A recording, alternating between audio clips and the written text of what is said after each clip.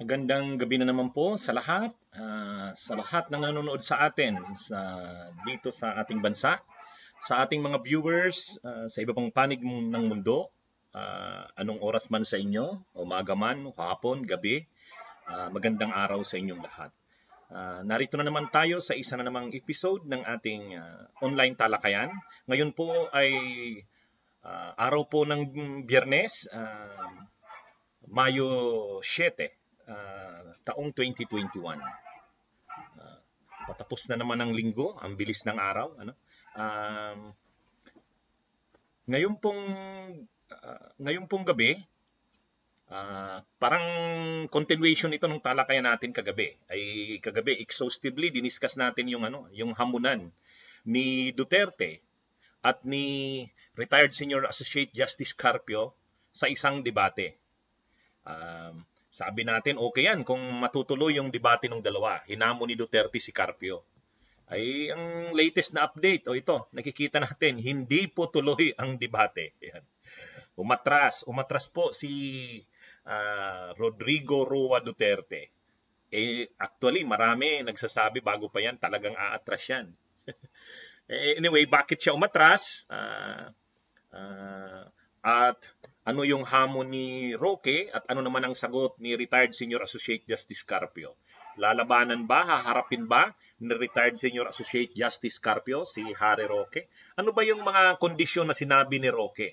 Kasi mayroong linatag si Harry Roque na mga conditions na yun daw ang mga dapat na issues o topics na pag-usapan. Mayroong sagot doon si retired Senior Associate Justice Carpio. Pero pag-uusapan po natin yan medyo sa huli ng parte ng ating talakayan. Mayroon pa tayong ibang isyong pag-uusapan bago yan, pero habang naghihintay pa tayo ng iba, patugtugin natin ang ating introductory song na lagi nating pinapatugtog. Alam natin ang ating mga kababayan ay sa nangyayari sa ating bansa. Gustong-gusto nilang malaman ang mga balita, ang mga kaganapan sa ating bayan. At gusto nilang mabigyang linaw sa mga nangyayaring ito. Yan po naman ang purpose ng ating online talakayan. Ang talakayin kada gabi ang mga maiinit na balita at kaganapan sa bawat araw. Yung mga balita ngayong araw, papag-usapan natin ngayong gabi. At ang mainit ngang issue ngayon, itong pag-atras ni Duterte sa debate. Pag-uusapan natin yan mamaya. Pero hintayin muna natin yung iba. Lapit mga kaibigan at makinig kayo. Ako'y may dala-dalang balita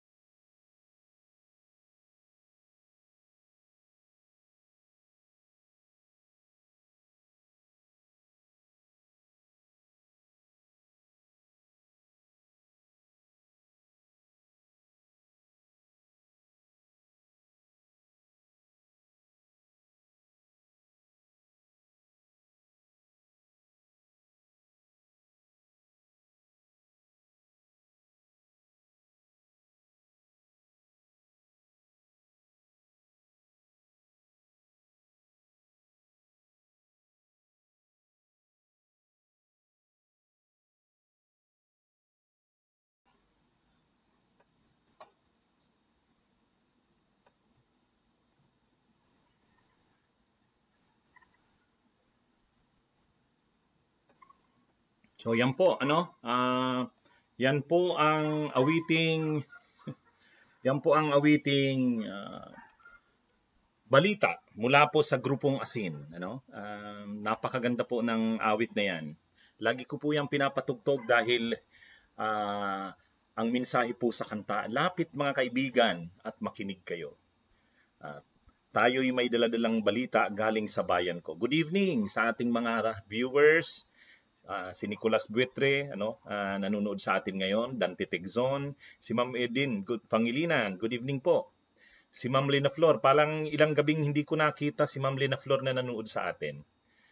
Si Sir Nixon ng Torres. Ilang araw ko ding parang wala si Sir Nixon ng Torres. Si Perla Lindorena, nanonood sa atin from Tarlac. Si Yuli Naz. Siyempre, si Ma'am Rachibum Minjola, kahit medyo alanganing oras lagi doon sa Australia. Regular viewer natin itong si Ang kaagad-agad ang tanong ni Ma'am Rachi, bakit ba may condition pa si Roque? Abogado to abogado, may condition pa. Sino ba naghamon at naglalagay ng kondisyon? Yan. Totoo po yan.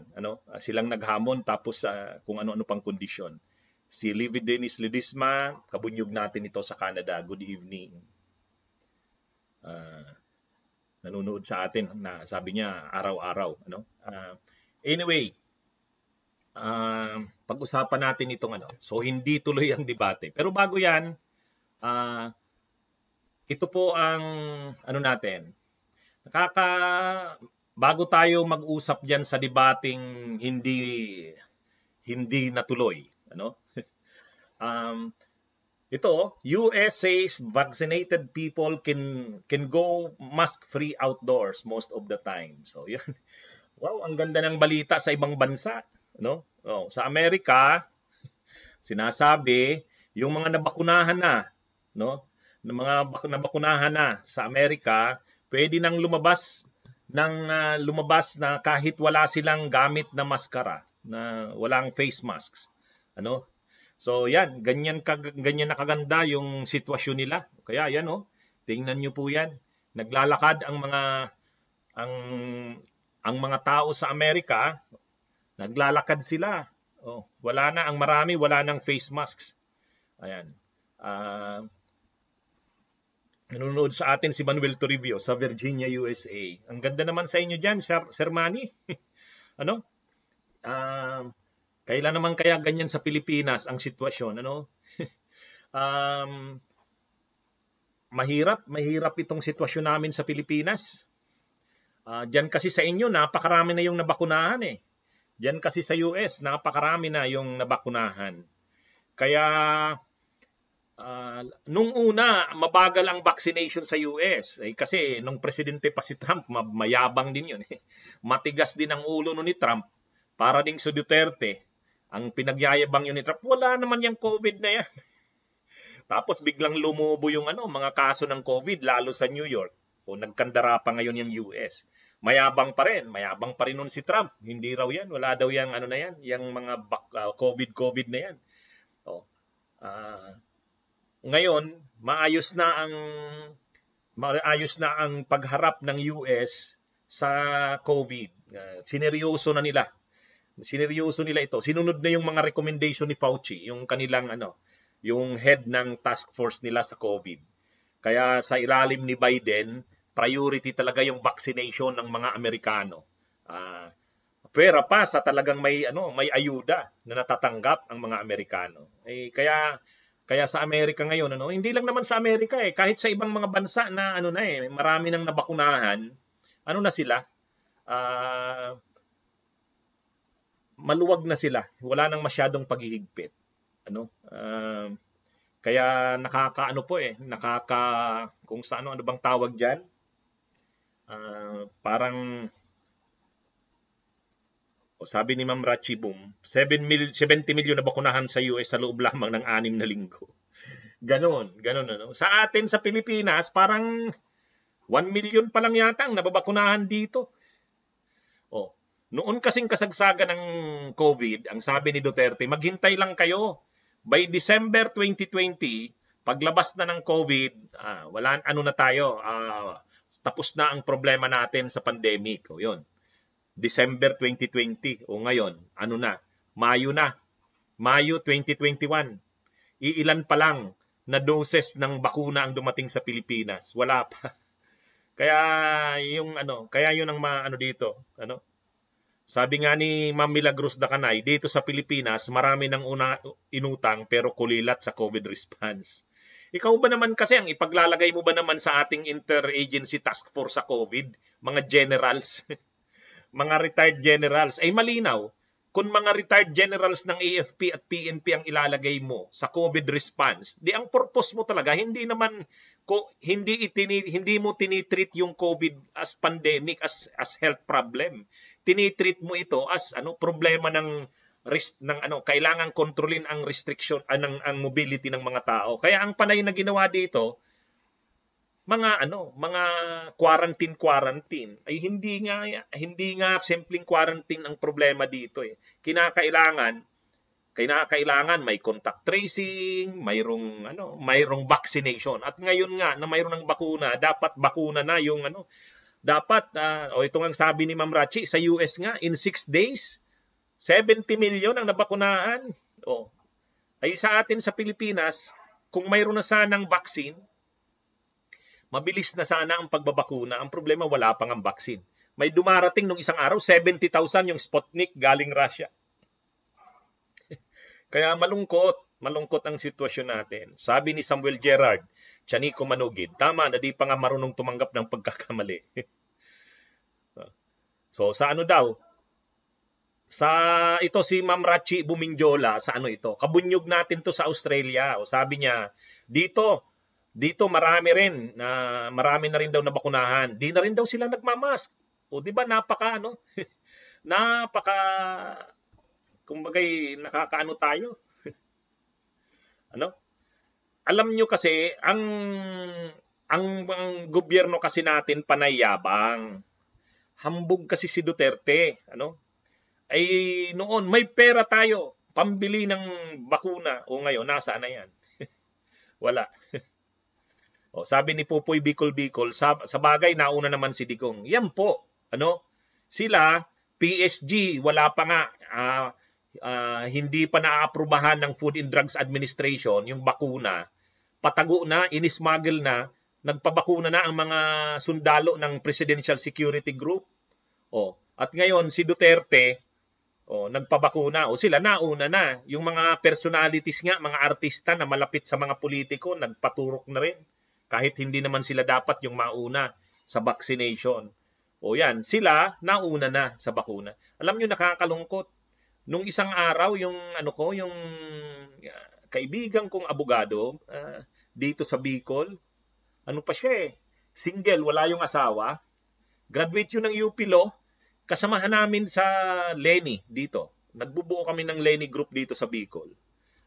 Tinamaan ng COVID. Tapos akala namin okay na, ilang araw namatay. Kaya ang sitwasyon natin sa Pilipinas. Hindi natin alam kung hanggang kailan ito. Dahil nga kasi sa inutil at palpak na administrasyon. Yan. Tingnan nyo ang Amerika. Nung una ang gulo-gulo ng US, kasi mayabang si Trump. Ayaw niyang i-confront yung issue ng COVID. Kasi sabi niya, wala naman yan. Sige, lumabas kayo. Yun namang mga Amerikano na mayayabang din, sumunod kay Trump. Kahit na sinasabi na ng gobyerno ng Amerika, kahit na sinasabi nung head nila, si Fauci, at kahit yung mga state governors, yung mga state governments, sinasabing seryosuhin yung problema sa COVID, si Trump hindi. Sabi ni Trump, wala yan, lumabas kayo. Hindi pwedeng, yan. Parang Duterte. Ngayon, anong nangyari sa US? Dumami, halos ilan yung namatay doon, ilang daang libo. At muli na lang, buti na lang ngayon, nung manalo na si Biden, seryoso na. Binakunahan na ang mga Amerikano. Kasi seryoso na sila ngayon sa problema ng COVID. At ito na ngayon, maganda na ang resulta. Marami ng mga Amerikano at pati yung ibang mga bansa na nakapagpabakuna. Kanina nga nakikita ko nagla-live si Ma'am Medi Foster Loza, yung kabunyog natin sa Israel. Sabi niya, tingnan nyo, dito sa Israel, ang mga Israelis, hindi na sila gumagamit ng face masks. Napakagandang, napakagandang balita, napakagandang tingnan. Sasabihin siyempre ng gobyerno, ay iba naman sila kasi mayayaman silang bansa. Ay bakit ang Vietnam? Pareho lang natin yan, Association of Southeast Asian Nations yan. Hindi naman yan mayaman na tulad ng US, katulad ng Japan, katulad ng Europe. Pareho lang natin ang Vietnam. Bakit hindi nila problema ang COVID? Kasi yung kanilang gobyerno maayos yung naging handling ng problema sa COVID. Yan yung Alam nyo, tayo mga Pilipino, napakarami nating nakita na kay Duterte nakapalpakan. Napakarami. Sa lahat na lang halos ng aspeto. Kaya lang napakapasensyoso nating mga Pilipino eh. Pinalalampas lang natin lahat ito eh. Sa totoo lang. Sabi ni Nixon ng Torres, nakinig naman daw siya pero hindi lang siya nagme-message. Ayan. Salamat kay Sir Nixon ng. Si Madeline Manlangit, magandang gabi po sa inyo. Si Ricardo Puso Socorro, bagong viewer natin yata. Si Maminda Ballesta Gahe, yan. Parang ngayon ko lang na si Maminda Gahe from Rome, Italy. Yan. Ang Italy, nung una, grabe rin ang problema nila sa COVID. Kumusta na po kayo? Kumusta na yung COVID nyo? Yung unang mga kaso ng COVID, ang Italy yung isa sa mga hardly hit eh. Pero parang wala na tayong masyadong parang medyo okay na yata ang Italy. Kumusta po dyan ang COVID response, Ma'am Mindagahe? Yan. Si Iman Kasulya, kabunyog natin sa Saudi. Yan. Maligaya. Si Yusimo Garcia Rodriguez din pala sa Rome, Italy.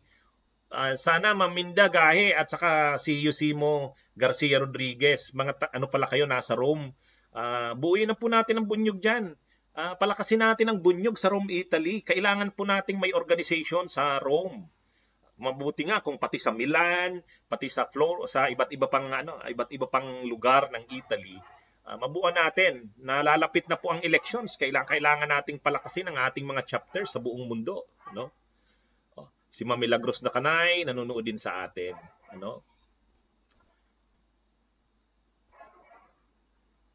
Siyempre, ang ating laging walang sawang nanonood sa atin at ever supportive sa lahat natin ng activity sa bunyog, kabunyog natin sa Ireland, si Joselito Partosa. Kukoy season. Sabi ni Kukoy, nagyabang si Trump. Ayan. Mayabang kasi noon si Trump. Pero ngayon, medyo may order na. Ibig sabihin, may kaayusan na yung pagharap ng US, tungkol sa COVID.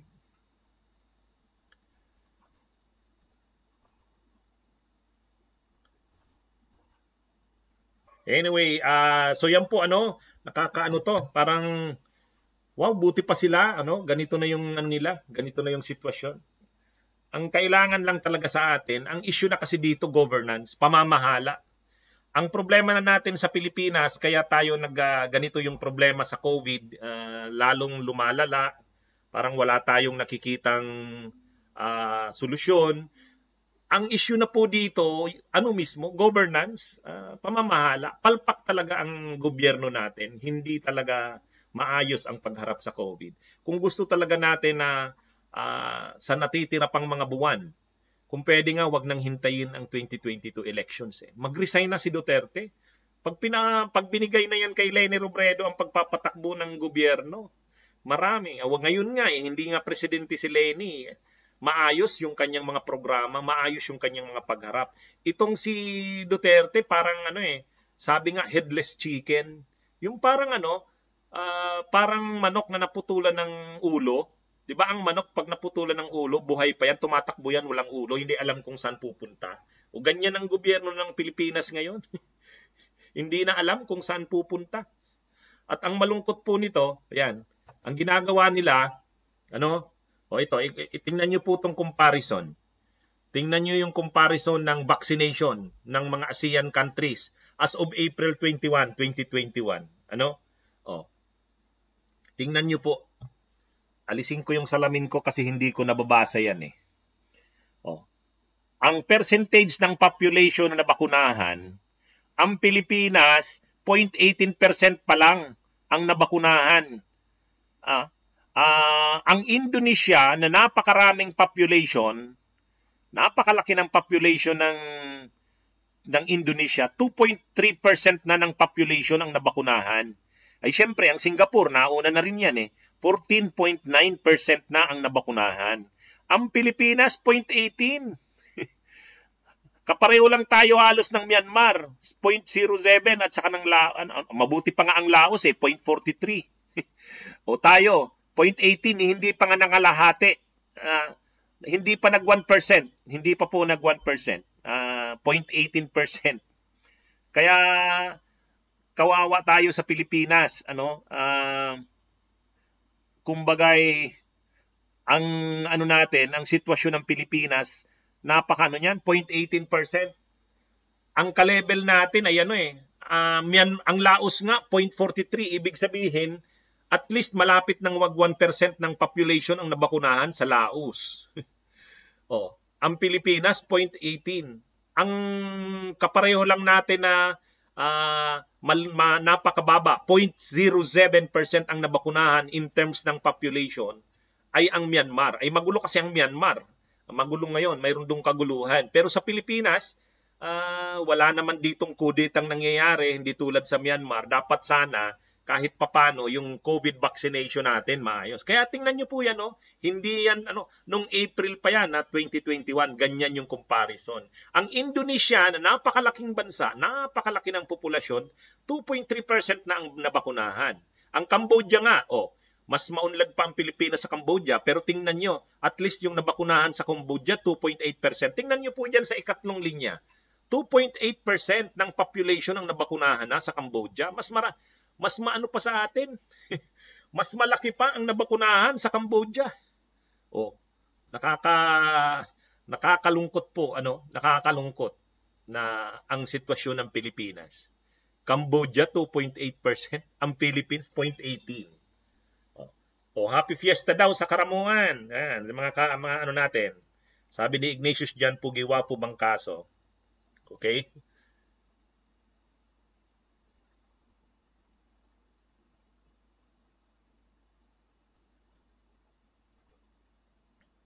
So yan. Ngayon, ang ginagawa na naman ng gobyerno, ang palusot nila, buti pa naman daw tayo kumpara daw sa India. I-compare natin yung Pilipinas at India. Ito yung COVID situation. Pilipinas at India. Napakarami raw ng namamatay. Napakarami raw ng namamatay sa thousands daw, libo ang namamatay sa India. Totoo po ba yan? Totoo yan. Pero ang populasyon naman kasi ng India, ay 1.3 billion. Parang China na rin yan. Ikalawa sa pinakamaraming population sa mundo. Ang population ng India, 1.3 billion. Ay tayo sa Pilipinas, 110 million 110 million. Ibig sabihin, 10% lang. 10% lang ng populasyon ng India ang populasyon ng Pilipinas. Kaya kung ang namamatay sa India ay libo-libo, sa atin ay daan, kung titingnan mo sa porsyentahe ng namamatay, yung fatality rate, 1.7% sa Pilipinas ang namamatay, sa India 1.1%. Lumalabas lang na para tayong na-overwhelm na napakaraming namamatay kasi mga libo-libo nga ang namamatay sa India. Ay kasi nga, minsan umaabot ng 100,000. Dahil nga, ang population naman nila, 1.3%. Pero kung titingnan mo sa porsyentahe ng namamatay, mas malaki ang Pilipinas. 1.7% ng nagkakasakit ng COVID sa Pilipinas ang namamatay. Sa kanila, 1.1%. Kaya, at kung titingnan mo, yung mga natetests na sa ilalim sa test, for every 100% ng population, for every 100%, sa Pilipinas, 10,000 lang ang natitest. Sa India, 20,000. Ang numbers of vaccine na ibigay sa kada 100,000 na population, sa kada 100,000, 10,000 na ang nabigyan sa India. Sa atin, 1,513. So, malayo. Alam nyo yung gobyerno natin, pilit nilang tinatago yung sitwasyon. Nakikita kasi sa India, napakaraming namamatay kasi napakaraki ng population, 1.3 billion. Kung titingnan mo yung namamatay in terms ng laki ng populasyon, mas malaki ang Pilipinas, 1.7%, sa kanila 1.1. Kaya yan po ang mga dapat nating maintindihan. Tsaka, bakit mo kailangang ikumpara ang India sa Pilipinas? Kahit pa isa ang namamatay, 2, 3, 4, 5, buhay pa rin yan. Dapat nating masolusyon. Hindi naman tayo nagpapadamihan ng bilang ng namamatay. Hindi ito issue sa ganyan. Kaya sana po, makita natin. Ang pinaka-problema talaga natin, kapabayaan na ng gobyerno. Inutil ang COVID response natin. Si Aus John Faith nanonood, si Sam Torero de Los Angeles nanonood din sa atin, si Ma'am Linda Pasino, si Roy Marquez, si Angelbert Silva. So yan, Kaya ang po natin, hanggat hindi pa kasi talaga nagkakaroon ng mass vaccination, hindi pa tayo makakaasa na itong mga ganitong nangyayari sa ibang bansa na maluwag na sila, hindi natin ito mai-enjoy. At hanggat wala pang vaccination, hindi pa maramihan ang nababakunahan sa Pilipinas. As of ngayon, parang 1 million pa lang nababakunahan, ay 110 million ang populasyon natin. Sabihin natin mga 70 million or 60 million ang dapat mabakunahan para magkaroon ng tinatawag na herd immunity. Kailan pa yan? Hindi. Baka by December 2020, 2021, hindi pa yan ma-accomplish. Kaya aabutin tayo ng eleksyon. Aabutin tayo ng election period. By next year, pag-start ng February, national campaign na ng mga senador, presidente, vice-presidente. Malayo pa talaga. Yan po ang nakakalungkot sa atin. Anyway, bukod pa dyan, hirap na nga ang mga Pilipino dahil sa mga ECQ, GCQ, MECQ at walang bakuna. At dahil hanggat walang bakuna, hindi tayo magkakaroon ng kaluwagan sa ating mga paghahanap buhay, sa ating laging magkakaroon ng mga lockdown. Kasi pag lumalaki na naman ang kaso, lockdown na naman, quarantine na naman, hanggat walang vaccine. Yan po ang sitwasyon natin sa Pilipinas. Ang problema, habang maraming lockdown, ang pondo naman ng ayuda ng gobyerno sa mga tao, kakarampot. Kakarampot. Ang totoo na po, ang isang problema natin, gutom na ang mga tao. Tinanggap mismo, inamin mismo ng DILG na sa ngayon ay mayroon ng mahigit 6,700 na community pantries. Ito yung mga pagsisikap na lang ng mga tao. Sila. Ang mga tao nagbibigay na lang ng gulay, grocery items, bigas, itlog, para lang yung mga kababayan natin na walang-wala, doon na lang kukuha. Sa maraming mga kalye, sa maraming barangay, nagsimula lang ito doon sa Maguinhawa. Si Patricia noon ang nagpasimula nito doon.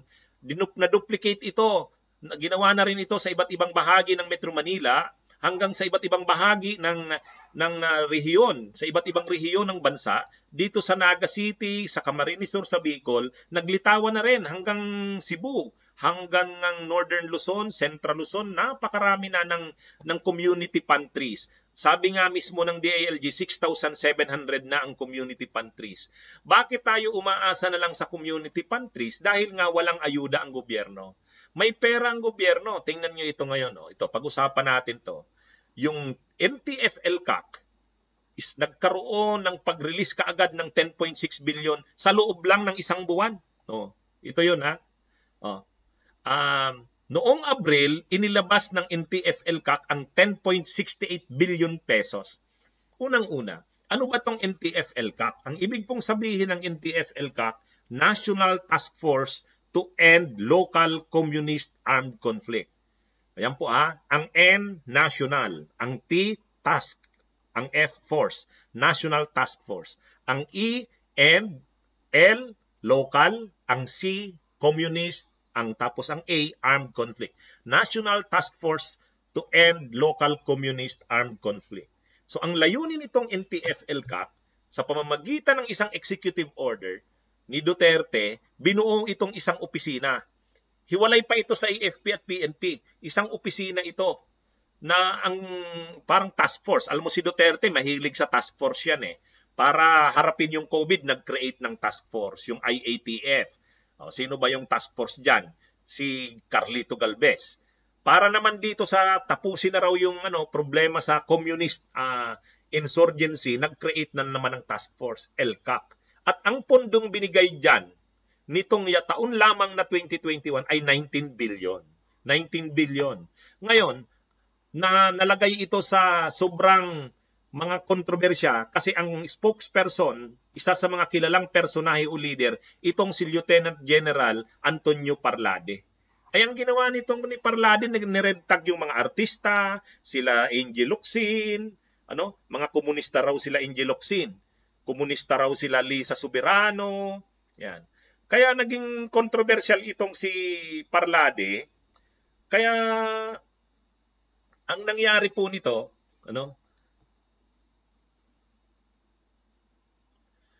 ang nangyari nito kay Parlade,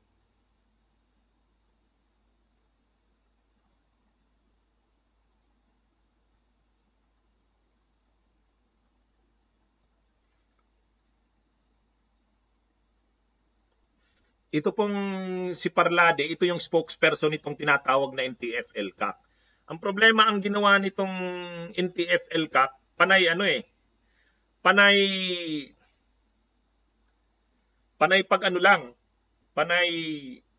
pagre-red tag. So, panay pagre-red tag ang nangyari dito kay Parlade. Lahat na lang halos nang makita nito komunista. Si Angel Locsin, si Catriona Gray, si Lisa Soberano, komunista. Tapos ito daw mga universidad na to, mga universities and colleges sa Metro Manila, Ateneo de Manila, UP, University of Santo Tomas, FEU, UST, ito daw ay University of Makati, ito daw ay mga breeding grounds daw ng mga komunista. Lahat komunista ang nakikita nito ni Parlade. At ang malungkot nito, ang malungkot dito kay Parlade, kahit yung mga lahat na lang na pati itong community pantries, itong mga naglilitawan na community pantry sa bansa, gawa-gawa na naman daw ng mga komunista. Kaya itong nangyari dito sa itong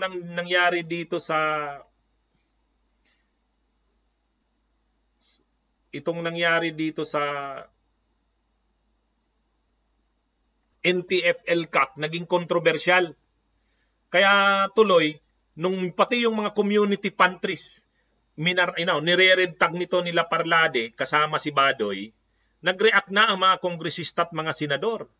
Sabi ng mga kongresista at senador, ay kung ganyan ang ginagawa nyo, hindi nyo nagagamit sa tama yung pundong binigay sa inyo, babawiin na lang natin, ang tawag doon, i-defund.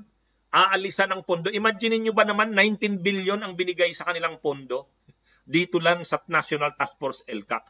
Ngayon, nang matunugan nitong National Task Force ELCAC na tatanggalin yung 19 billion na binigay sa kanilang pondo para sa taong 2021, sa loob lang ng isang buwan, Abril 2021, winidraw yung 10.68 billion. Ito po sabi to ni Drilon. Sabi ni Senador Drilon, bakit po parang nagmamadaling ilabas ang budget? Bakit yung pondo sa Marawi Rehabilitation, mabagal ang paglabas ng pondo? Saan po gagamitin itong 10.68 billion? Saan po napunta ang 10.68 billion? Anong barangay? Anong syudad o bayan ang nakinabang dito? In the spirit of transparency, let us publish the data and inform the public. Kasi nga, nung pinapanukala ng mga senador, dahil nga ang ginagawa nitong sila Parlade panay pangre-red tag, wala nang nagawa. Saka si Lorraine Badoy, lahat na lang inaakusahan komunista. Pati mga artista, pati mga personahe ng UP, Ateneo, pati yung mga community pantries, komunista raw ang may gawa. Lahat na lang komunista ang nakikita nito ni Parlade at ni Lorraine Badoy. Sabi ng mga senador, tanggalan na ng pondo yan. Ang ginawa, nitong Abril lang, winidraw yung 10.68 billion. Yan. Speedy release NTF-ELCAC receives over 10.6 billion fund in a month. O, ngayong Abril yan. Kaya ang sabi ni Drilon, bakit napakabilis ng pag-withdraw? Saan napunta yung pera? So yan po yan. Sa totoo lang, anong nakikita natin dito? Ang totoo po, hindi totoong walang pera ang gobyerno. Napakaraming pera. Kaya yung ating mga kababayang naghihirap, maunawaan po natin na tayo'y naghihirap, wala tayong natatanggap na ayuda, pero ang totoo na, napakaraming pera ng gobyerno. Mantakin nyo po. Kahit noong mga panahon naman di ba yung PDAP scam ni Napoles, sino ba ang mga senador na kasangkot niya doon? Si Revilla, si Estrada, si Jinggoy, at saka si Enrile. Ilan ba yung involved na pera doon? 10 billion din yun 10 billion. Isipin niyo po ang 10 billion, hindi milyon billion. At ito rin sa ELCAC, para lang sa task force na ito, 19 billion. At nung makikita na ng mga senador na parang hindi nagagamit sa tama, gusto nilang i-defund o alisan ng pondo, kaagad-agad sa buwan ng Abril, winidraw yung 10.6 billion. Ganyan po ang nangyari sa atin sa Pilipinas. At saan lang nagagamit yan? Sa red tagging. Kaya nga ito po ang sitwasyon natin ngayon. Parang mayroon na namang pumasok na mga DDS. Hayaan nyo po. Ang dami na namang DDS na nakapasok sa atin. Hayaan nyo. Kahit naman magko-comment sila sa atin, alam naman natin na hindi tayo nagsisinungaling. Alam nyo po, ang isang bagay sa akin, kasi siyempre professor ako sa graduate school. Professor ako sa law. Hindi naman ako pwedeng magturo na yung mga facts ko na sinasabi ay walang sources. Kaya nga ako ginagawa ko yung yung sources ko tulad nito, Inquirer.net. Yan yung pinanggagalingan ng dinidiscuss ko. Siyempre kailangan magkaroon ng credibility. Hindi naman tayo bayarang vlogger. Hindi naman tayo nandilin lang sa mga tao. Yung totoo lang. Yung totoo lang. Yan. Mayroon tayo laging, actually pwede naman akong mag-live na nagsasalita lang ng nagsasalita, walang hindi, ayaw ko noon. Kasi gusto ko maging credible tayo. Kaya ako, isa po, minsan nakikita nyo, attorney, hindi po kayo late na kayo nakapag-live. Sa totoo lang po, tulad ngayon, nakapagsimula tayo, 9:30 na. Kasi gumagawa rin ako ng mga visuals ko, tulad nito. Nagre-research pa po ako niyan, para may maipakita ako sa inyo. Kasi halimbawa, pag sinabi ko, ang Pilipinas, napakababa ng COVID vaccination in terms sa ibang bansa sa ASEAN. Kailangan may figures tayo. So ito yan, pinapakita ko po yan. Kaya ganyan, comparison ng India at China. So yung mga lumalabas na saka hindi ako kumukuha sa mga hindi reliable na sources. Kaya tulad nito,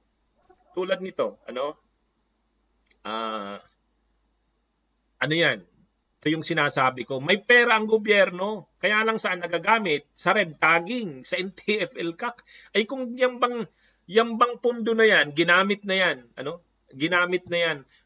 Ang isang community pantry sa maghapon, 10,000 lang ang kailangan. Doon nga sa isang sa sinabi, sa 350 lang na community pantries, bawat araw babudgetan ng 10,000. Kahit daw 15 years na araw-araw na mag-community pantry, tuloy-tuloy pa rin yung community pantry na yun. Ganun kalaki ang 10 billion na yan. Ganun kalaki. Kaya lang nasasayang nga lang.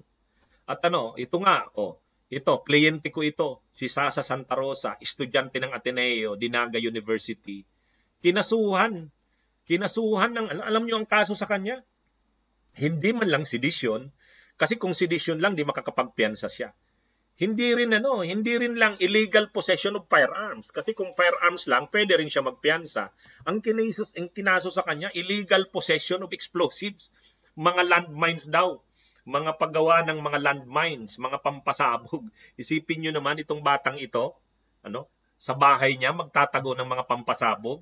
Ay yung lolo niya mismo, retired na police, master sergeant. Kaya lang bago ito hinuli, rinedtag. Yan. Tapos ni-raid ang kanyang bahay. Di syempre, planted na naman yung mga ebidensya, may nakuha na naman umanong mga pampasabog. Ayan. Yan yung pinagkakagastusan itong tinatawag nating NTF-ELCAC. Kaya talaga na napakatindi ng ano. Maraming pera tayo ang gobyerno pero sa masama na pupunta. Tulad nung ano, ang intelligence fund ni Duterte, ano rin yan eh. Ang intelligence fund ng Office of the President, 9 billion din yan eh. Isipin nyo yan. At hindi yan subject sa striktong audit kasi intelligence and confidential fund yan. Alam nyo po sa atin, nauuso yung mga funds na hindi na masyadong na-audit. Oh, tulad nito, sabi ni Drilon, dapat malaman saan napunta yan. Kasi isipin nyo, sa isang buwan lang, nirelease ang 10.68 billion para sa NTFL Cup. Yan po. Kailangan sana yan ng ating mga kababayan. Anyway, ano na tayo? 10:70 na. Pag-usapan natin itong huling topic natin. Pinahuli ko ito. Maganda naman at marami na tayong mga viewers. So, si Ma'am Hermi Salaysay nanonood sa atin sa Taguig. Oh. Yan.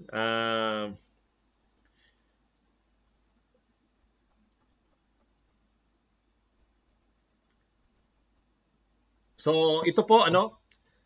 Itong pag-usapan natin tong huling topic natin, itong tungkol dito sa debate na hindi natuloy. Saan ba to nagsimula? Nagsimula ito nung May 5. Noong May 5, hinamo ni Duterte si Carpio. Sabi ni Duterte, pareho naman tayong abogado. Gusto mo magdebate tayo? 2, 3 tayo, tanong lang ako. Yan. Ang akala ni Duterte, hindi siya sasagutin ni Carpio. Nang mismong araw na yon, May 5 nang hamon si Duterte, nang mismong araw din na yan, sabi ni Carpio, I gladly accept the challenge anytime at the President's convenience. Pansinin natin, walang kundi-kondisyon si retired Senior Associate Justice Carpio. Wala siyang sinabing, okay, pero ganito, ganyan. Wala. Sabi niya, sige, I gladly accept. Oh, natutuwa akong tanggapin ang hamon ni Presidente Duterte.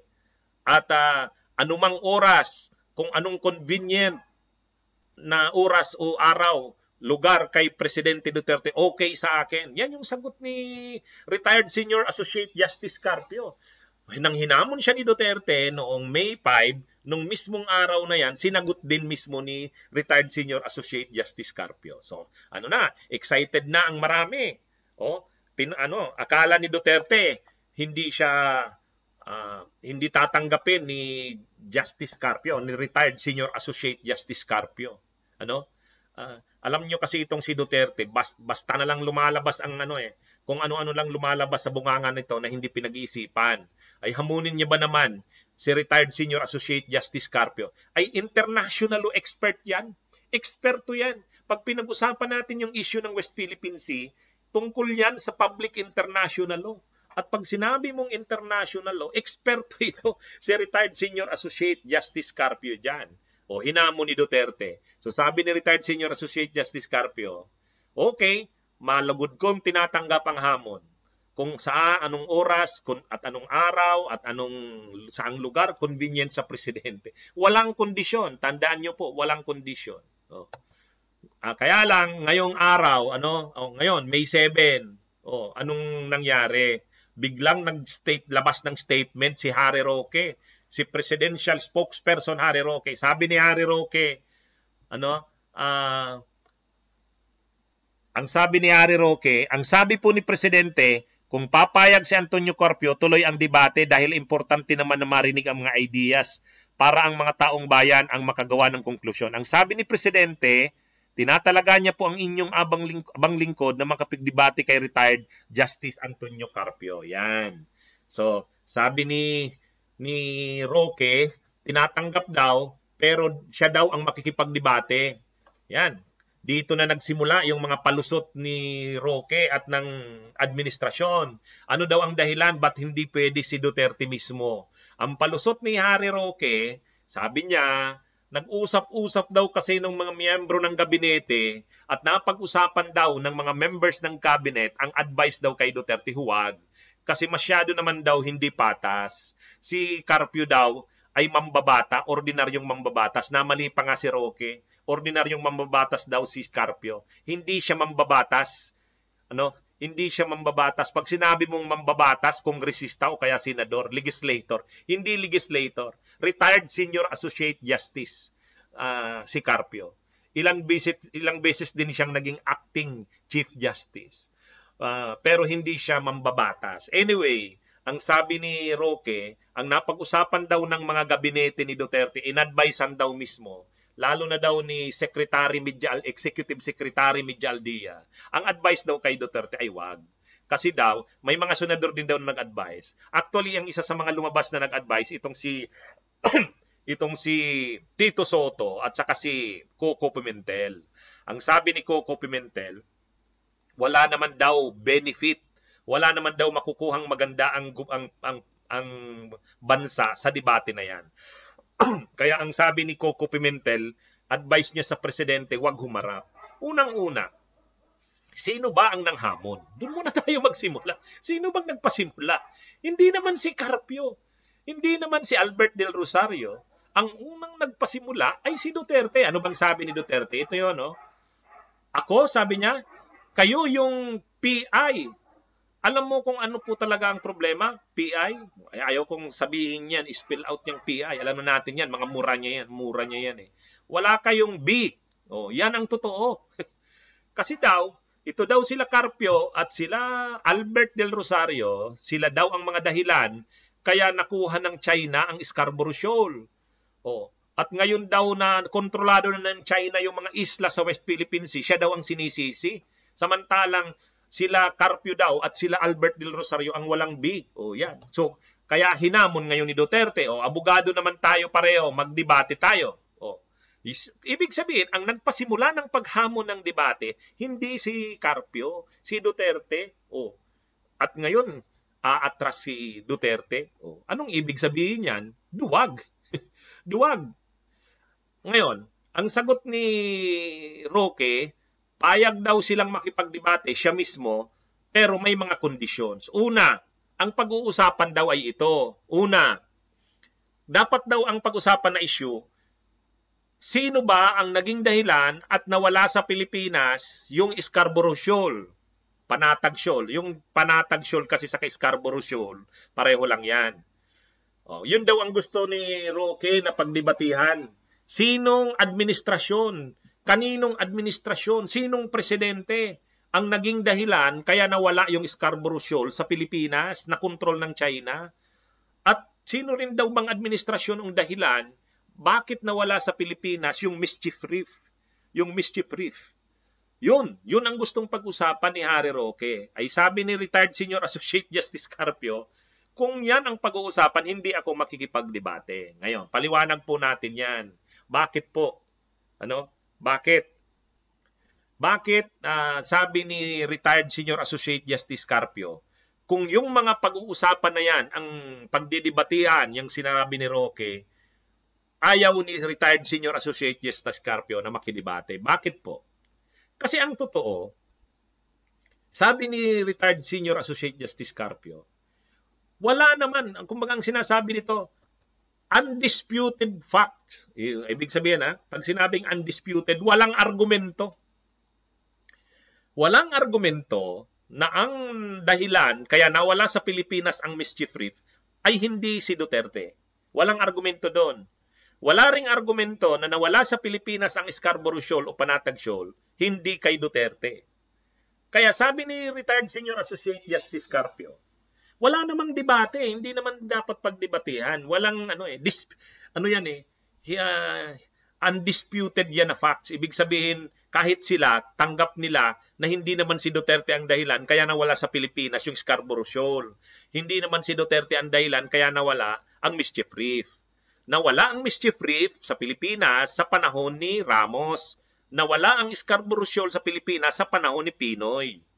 So, nakikita nyo po dito na si retired Senior Associate Justice Carpio ay napaka-reasonable.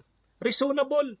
Kahit yung statement na linabas ni dating Foreign Affairs Secretary Albert Del Rosario, sinabi niya, natotoo naman na ang Scarborough Shoal nawala yan sa atin nung panahon ng kami ang nasa gobyerno o sa administrasyon. Pero pinaliwanag ni former DFA Secretary yung nangyari. Nung daw panahon na 2012, nagkaroon ng standoff sa Scarborough Shoal. May barko doon ang Navy ng Pilipinas, isa. May barko rin ang China, mga mahigit 30. Ngayon, nagkagirian doon, kung sa Ingles, standoff.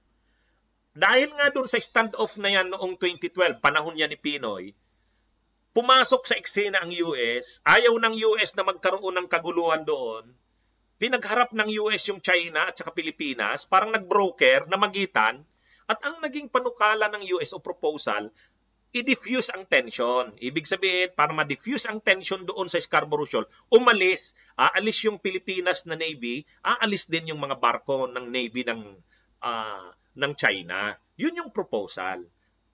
Inorderan ngayon ni DFA Secretary Albert Del Rosario na sundin yung usapan. So umalis yung Navy ng Pilipinas. Ang problema yung China, hindi umalis. Kumbagay niloko ang Amerika at saka ang Pilipinas. Kaya sa totoo lang po, napaka-honest naman ni dating Foreign Affairs Secretary Albert Del Rosario na nagkamali sila doon. Ibig sabihin, naisahan sila ng China kahit ang US. Pero yun ay sagot sa kagustuhan din nila sana na ma-resolve yung standoff sa Scarborough Shoal sa mapayapang paraan. Ay, ang problema itong China talagang balasubas gago talaga traidor. Ngayon, pero nang ginawa yun ng China, sabi ng Pilipinas, wala. Talagang itong China hindi mo maasahan na susundin ang salita. So ang ginawa ng Pilipinas, formally, noong 2013, nag-file na ngayon ng kaso sa Dahig. Ito na yon. Ito na yung delegation sa Dahig. Nakikita niyo yung nasa unahan? Yan yung mga nakipag-argue sa Dahig, doon sa Permanent Court of Arbitration. Ang nasa pinakakaliwa na yan, nakalbo, si Pilo Hilbay yan . Ang katabi ni Pilo Hilbay, yan ay yung nasa unahan, yan si Retired Senior Associate Justice Carpio.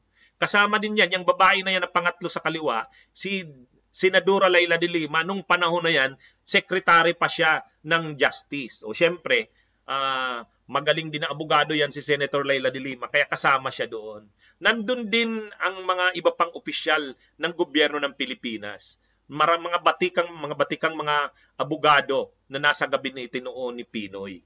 Nag-hire din sila ng mga Amerikanong mga lawyer na magagaling sa international law para makatulong. Gumastos ang Pilipinas dyan sa kaso na yan. At sinampa nila yung kaso noong 2013 at nanalo noong 2016. Sa panahon na ni Duterte.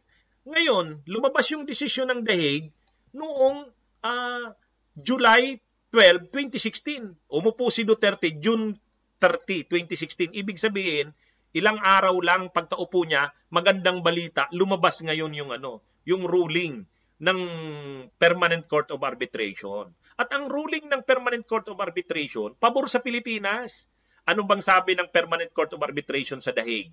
Una, walang basihan na legal at historical yung 9-dash line ng China. Yung claim ng China, walang basihan yon. Yung guhit ng China na halos gusto niya nang sakupin lahat. Sabi ng Permanent Court of Arbitration, walang legal na batayan yon. Yan yung mismo yung sabi ng Permanent Court of Arbitration. Kaya panalo doon ang Pilipinas. Ngayon, ano bang nangyari? So dapat sana, dahil lumabas yung desisyon sa panahon na ni Duterte, dapat sana si Duterte mismo, ginamit niya na yung panalo na yon sa Dahig. Kasi napaka-landmark na victory yon. Kaya lang, anong ginawa ni Duterte? Hindi niya ginamit yon.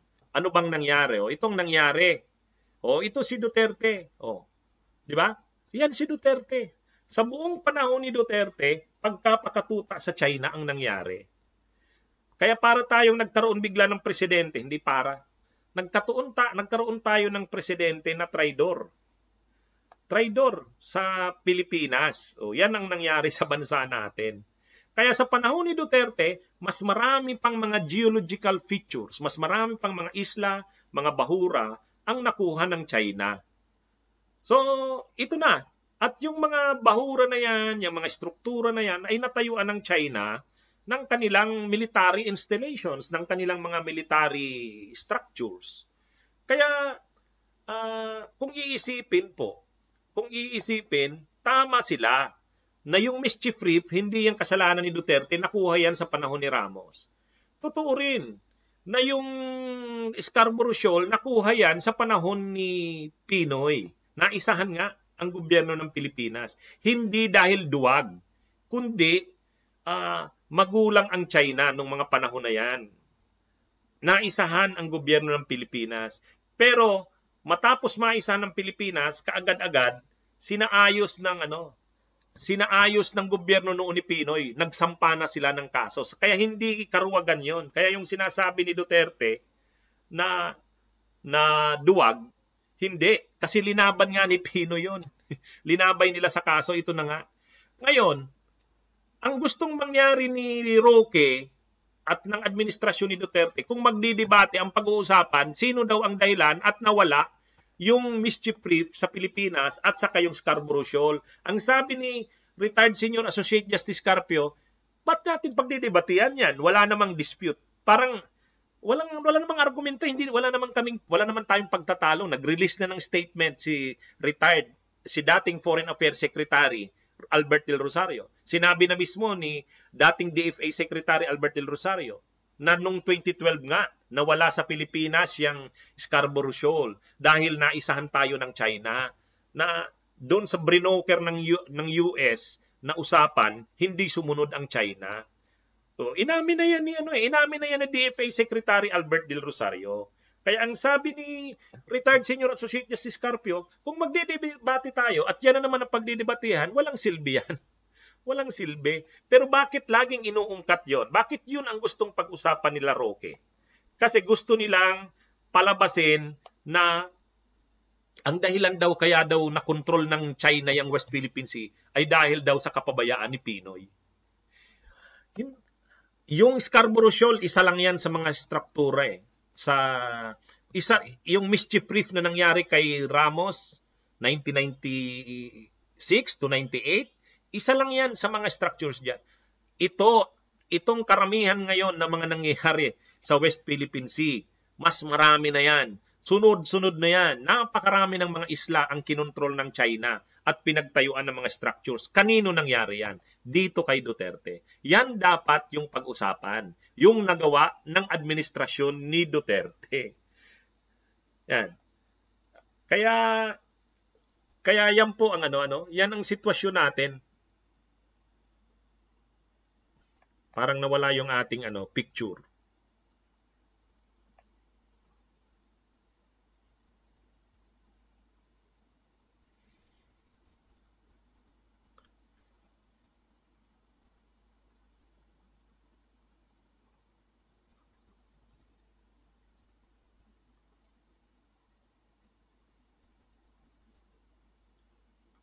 Ayusin ko lang po at parang nawala yung picture natin.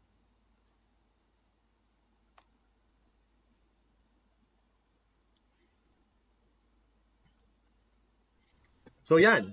So ang sinasabi ni retired Senior Associate Justice Carpio, haharap siya sa isang debate, pero yung mga bagay na hindi na dapat pagtalunan, tulad nung nangyari ng panahon ni Ramos na nawala yung mischief brief, yung Scarborough Shoal, tanggap na yan Tanggap na yan na wala talaga yan ng panahon ni Pinoy. Pero ang pag-usapan sa panahon ni Duterte, yung kanyang mga katrayduran, anong ginawa niya? Pinaglaban niya ba ang Pilipinas? Hindi. Yun yung gustong ipakita sa debating ito. Ayaw naman ni Roque. Kasi ang gusto ni Roque na pag-usapan, yung mga nangyari daw sa mischief brief at sa Scarborough Shoal. Kaya sabi ni Carpio, nung tinanggap ko yung debate, nung hinamon ako ni Duterte, wala naman akong conditions. Ngayon na magdidebate, kung ano-ano ng kondisyon. Una, na hindi na si Duterte ang haharap. At pangalawa, ang pag-uusapan na daw sabi ni Roque ay yung tungkol sa nangyari sa mischief brief at sa Scarborough Shoal. Kaya yan po, yan ang nangyayari sa ngayon. Kaya parang hindi na yan matutuloy kasi ayaw ni Roque pag-usapan yung nangyari ngayon sa panahon ni Duterte. Ang gusto niyang pag-usapan yung mga nangyari noong panahon ni Ramos, yung sa mischief brief,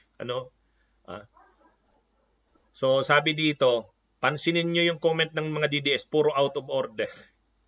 Alam niyo tong mga DDS, mapapahiya sila talaga dito. Yolanda Dilawan Kurakot, sabi ni JR Angus Masalon. O sige nga, yung mga DDS na nandito ngayon, o di ba tinatanggap naman natin na nung panahon ni Pinoy, nung nawala ang Scarborough Shoal. Tinanggap na yan ni dating DFA Secretary Albert Del Rosario. Ano? Tinanggap na rin ni Retired Senior Associate Justice Carpio. Kaya nga sabi ni Retired Senior Associate Justice Carpio, bakit natin pagdidebatehan yung Scarborough Shoal? Tanggap na nga. Undisputed fact. Ibig sabihin, wala namang nakikipag-argumento na nawala yung Scarborough Shoal panahon ni Pinoy. Oh, ang problema dito sa mga DDS, ayaw nilang tanggapin yung kapabayaan ni Duterte at yan yung mas malakihang kapabayaan.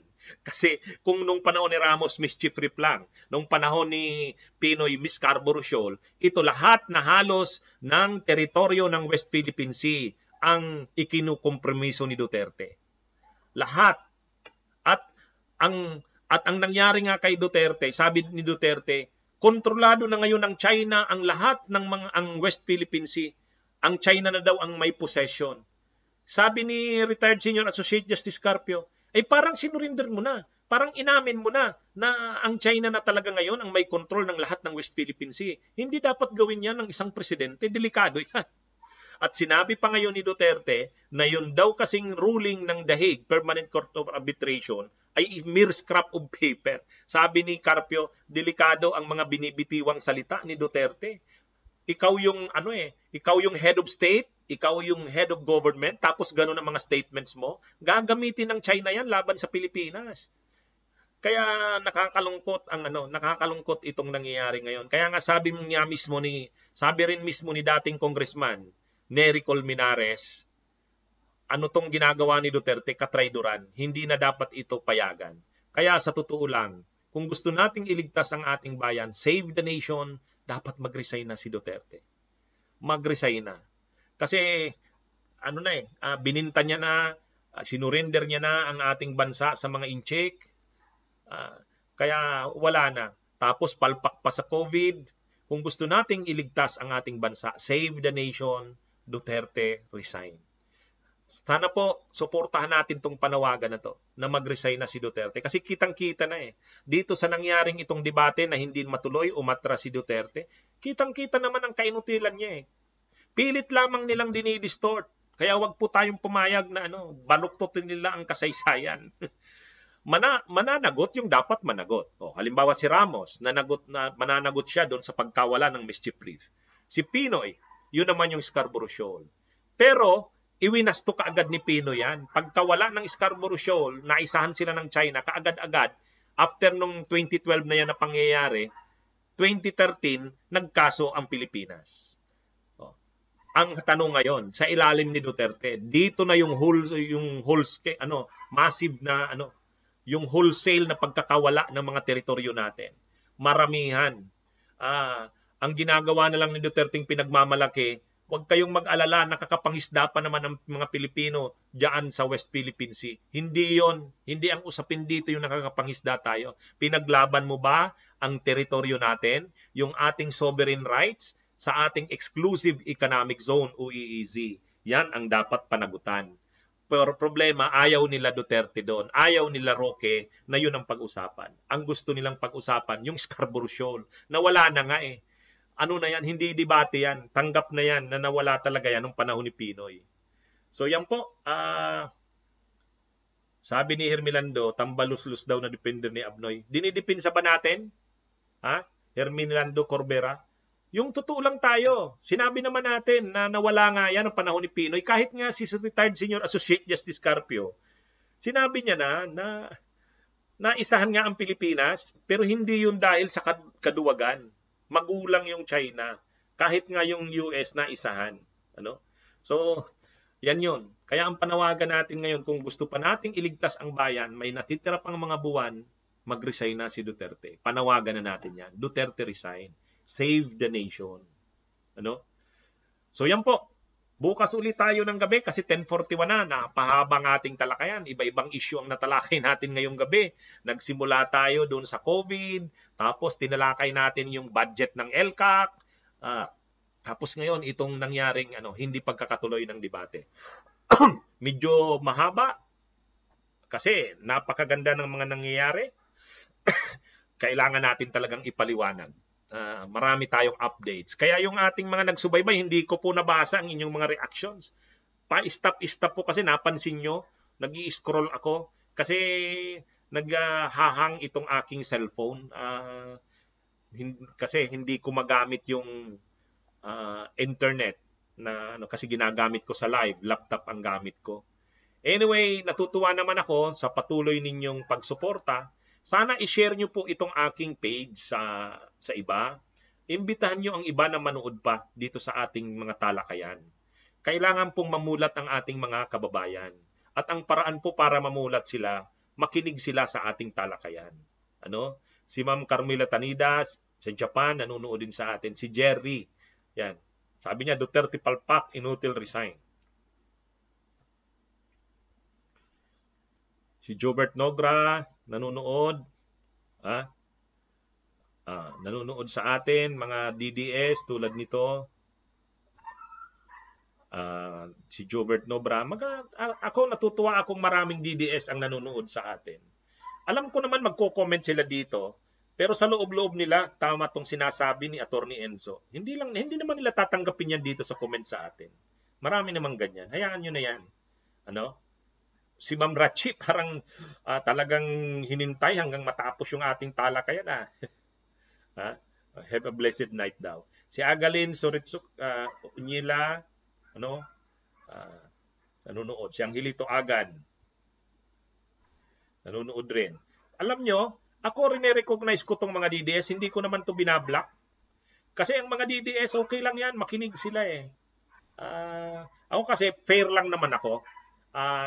Kung ano yung totoong facts, dinidiscuss ko yon. Sa katunayan, minsan nga may nagre-react sa aking mga dilawan eh. Sabi, bakit mo naman sinabi, Attorney Enzo, na may kasalanan din si Pinoy doon? Ay, yun naman ang totoo.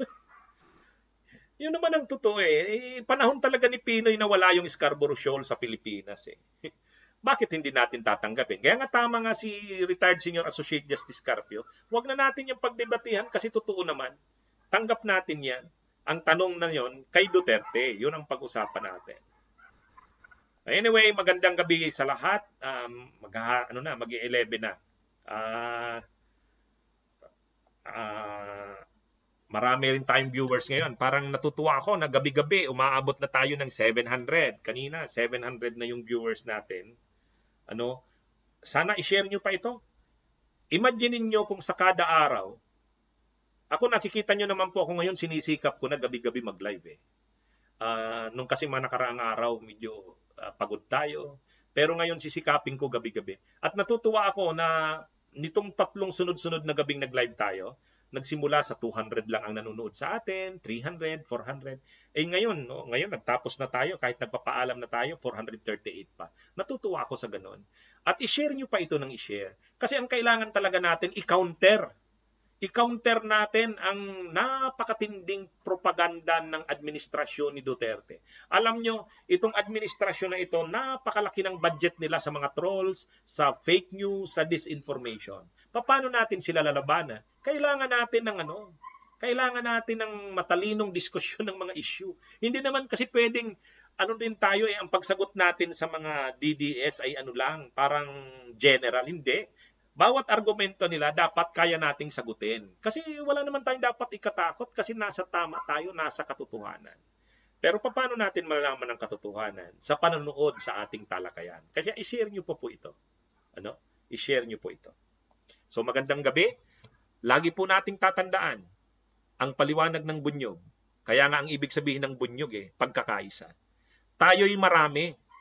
Tayo'y napakarami. 110 million ang populasyon ng Pilipinas. Ilan lang ba ang bumoto kay Duterte noong 2016? 16 million. At marami doon na naliwanagan na.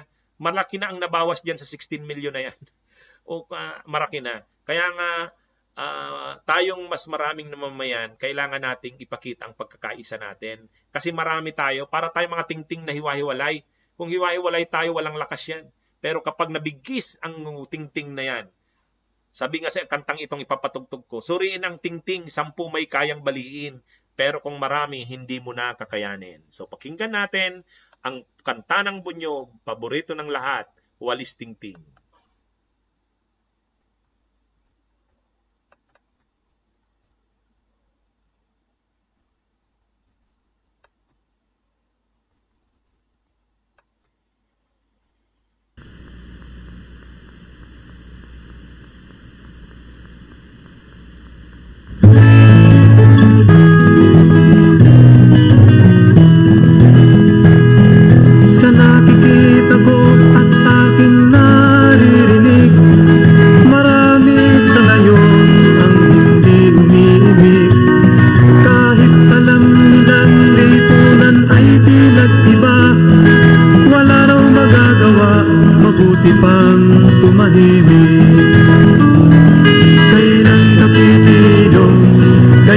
kahahakbang, hihintayin mo bang mahuli ang lahat? Kailan matututo sa naging karanasan? Ang mga pagpapasya'y nasa ating mga kamay. Suriin ang tinting, sampu may kayang baliin, ngunit kung marami, di mo na kakayanin. Kaya't huwag isiping wala tayong magagawa kung nagkakaisa.